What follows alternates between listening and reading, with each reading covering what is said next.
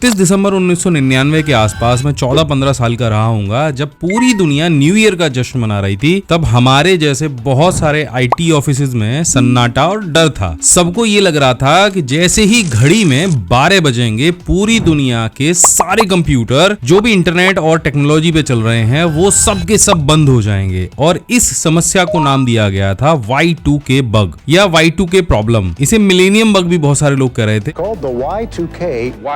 Y2K bug. और बहुत सारे लोगों ने तो इस घटना को इतना बड़ा मान लिया था कि उन्होंने घरों में बंकर बनाने शुरू कर दिए थे, खाना भी स्टोर करना शुरू कर दिया था। अब ये सब मैं आपको अब क्यों बता रहा हूँ, मैं इसे अब याद क्यों कर रहा हूँ। पहली चीज तो हम उसको भी याद करके हंसते हैं क्योंकि हमने न्यूज पर भी देखा था, सारे टीवी न्यूज चैनलों पे ये सारी घटना आ रही थी और हुआ कुछ भी नहीं था। जैसे बहुत बड़ा बम चलाया जाता है, उसको सुलगाया जाता है और लास्ट में वो फुस्सी हो जाता है, धुआं छोड़ के रह जाता है, बिल्कुल ऐसा कुछ हुआ था। लेकिन क्या हो अगर मैं आपसे कहूं कि ये जो खतरा है वो अभी टला नहीं है, बस वो आगे खिसक गया था। एक और तारीख तय की गई है वैज्ञानिकों द्वारा कि जब कंप्यूटर फिर से पागल हो सकता है और वो तारीख है 2038 की, मतलब अभी 10-15 साल आगे की। और आज के इस वीडियो में हम ये डिकोड करेंगे कि क्या Y2K जैसी समस्या दोबारा आ सकती है और 2038 में आखिर क्या ऐसा होने वाला है जिसकी वजह से अभी से आईटी कंपनियां या जो साइंटिस्ट हैं, जो कंप्यूटर इंजीनियर्स हैं, वो परेशान हैं। तो पहले समझ लेते हैं कि Y2K में आखिर हुआ क्या था। आखिर 31 दिसंबर 1999 को ऐसा क्या हुआ था कि लोग इतने परेशान हो गए थे। वो टेक्निकल चीज है, आपको भी समझ में आएगी और पूरा वीडियो देखने के बाद आपको ये पता चलेगा कि लोग वाकई में क्यों परेशान हैं। तो देखो, 60 और 70 के दशक में जो कंप्यूटर की मेमोरी थी वो बहुत महंगी होती थी। अब स्पेस बचाने के लिए भी आपको छोटे छोटे जो लेटर्स थे वो टाइप करने होते थे। अब आज के टाइम पे आप पेन ड्राइव 4 GB 10 GB, मतलब मेरे ख्याल से आप 1 TB तक के पेन ड्राइव आते हैं। लेकिन उस टाइम पे यार, हम लोगों के टाइम पे भी जब हम देखते थे फ्लॉपी डिस्क आता था और 3.4 MB का स्पेस होता था। इसी तरह से प्रोग्रामर्स ने भी स्पेस बचाने के लिए जो साल वाला जो डिजिट होता है कंप्यूटर के अंदर, जैसे 1998 आप लिखते हैं, उसकी जगह 2 अंकों का केवल 98 में लिख दिया। अब उन्हें लगा जब तक 2000 साल आएगा तब तक ये सारे कंप्यूटर जो है बदल चुके होंगे। तो ये क्या था, एक छोटी सी जुगाड़ थी कि टाइम को उन्होंने 4 अंक की जगह, जैसे हमारे कंप्यूटर पे देख रहे हो ना, ये 2026 लिखा हुआ है, इसको 2 अंक में लिखना शुरू किया और दिमाग में ये सोच लिया कि जब तक यार बहुत टाइम है, अभी तो 30 साल 35 साल पड़े हैं, जब कंप्यूटर ये तब तक तो बदल जाएंगे। लेकिन ये जुगाड़ जो है ये गले में पड़ गया। अब समस्या ये थी कि कंप्यूटर जैसे ही 2000वें साल में प्रवेश करता तो वो यहाँ पे 2000 नहीं लिखता बल्कि 00 कर देता और 00 जैसे ही होता तो वो उसे साल 1900 मान लेता। इससे जो ब्याज की कैलकुलेशन है बैंक के अंदर,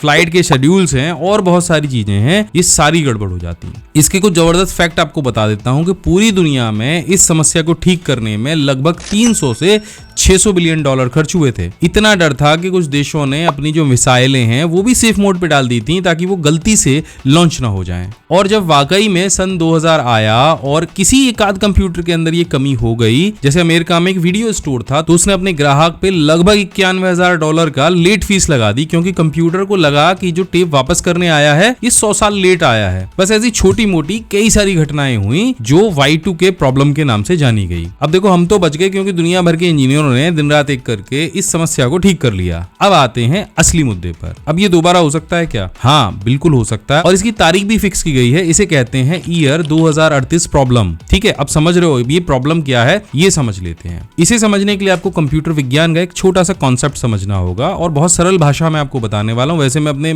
माई बिग गाइड पे लिख चुका हूँ, अपने वेबसाइट पे लिख चुका हूँ इसके बारे में। देखो, पुराने और आज के कई सारे कंप्यूटर 32 बिट सिस्टम पर काम करते हैं। इस सिस्टम में समय को नापने का एक अजीब तरीका है। 1 जनवरी 1970 से लेके अब तक बीते हुए जो सेकंड्स हैं ये उनको गिनते हैं। दिक्कत ये है कि 32 बिट सिस्टम में एक अधिकतम संख्या तक ही गिनती हो सकती है और वो संख्या है 2,14,74,83,647। और ये गिनती कब पूरी होगी पता है आपको? ये गिनती पूरी होगी जिसकी एक तारीख भी तय है, 19 जनवरी 2038 मंगलवार की सुबह 3:14 पर। और जैसे ही घड़ी इससे 1 सेकंड आगे बढ़ेगी तो जितने भी सिस्टम 32 बिट पर हैं वो सब के सब कंफ्यूज हो जाएंगे। अब आपका सिस्टम 32 बिट है या 64 बिट है, यह देखने के लिए आपको क्या करना है, आपको सर्च बार में जाना है और यहाँ पे अबाउट टाइप करना है। अबाउट योर पीसी पे जैसे आप क्लिक करोगे वैसे ही यहाँ पे सिस्टम टाइप वाले ऑप्शन में ये जो लिखा हुआ आता है 32 बिट ऑपरेटिंग सिस्टम, यही है। और यहीं पे अगर आपके में 32 बिट लिखा आ रहा है तो आपका सिस्टम पुराना है और उसे बदलने की आवश्यकता है। ठीक है, अब ये जहां पर भी 32 बिट लिखा है वो सारे के सारे जो सिस्टम है वो खराब हो जाएंगे। जाएंगे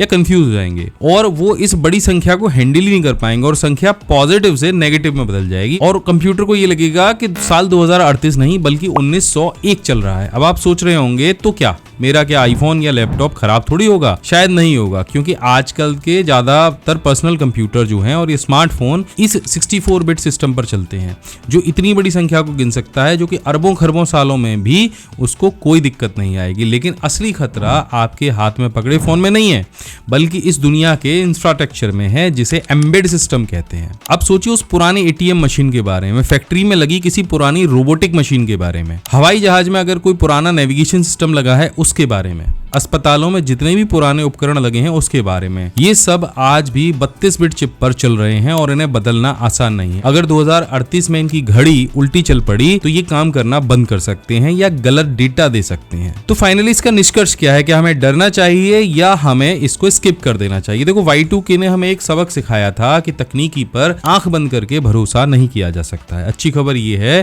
कि हमारे पास अभी भी 2038 तक का समय है और दुनिया धीरे धीरे 64 सिस्टम पर शिफ्ट हो रही है। अब देखो, आप में से बहुत सारे ऐसे लोग होंगे जो मार्केट से सेकंड हैंड कंप्यूटर या लैपटॉप लेकर उस पर काम कर रहे होंगे और मैंने बहुत सारी जगह भी देखा है कि हम ज्यादातर पुरानी मशीन्स लेकर उन पर काम करना शुरू कर देते हैं। तो देखो, मशीन तो मशीन होती है, उसके अंदर जो पार्ट्स लगे हैं वो उसी के आधार पर आगे काम करेगी। लेकिन ये तय है कि जैसे Y2K में आखिरी मिनट पर जो पैच थे वो लगाए गए थे, वैसे ही 2038 में भी हम इस समस्या का भी समाधान ढूंढ लेंगे। वैसे सिस्टम अपडेट होते जा रहे हैं और मुझे लगता है कि ये जो प्रॉब्लम है ये शायद ही नहीं आएगी, लेकिन इसके बारे में चर्चा होनी अभी से शुरू हो गई है। तो आपको ये जानकारी कैसी लगी? क्या आपको लगता है कि हम 2038 तक इस समस्या के लिए तैयार हो पाएंगे? कमेंट में अपनी राय जरूर लिखें और अगर ये वीडियो पसंद आया हो तो चैनल को सब्सक्राइब करें ताकि भविष्य में भी आपको इसी तरह के वीडियोस मिलते रहें। मैं मिलता हूं आपसे अगली वीडियो में, तब तक के लिए जय हिंद, वंदे मातरम।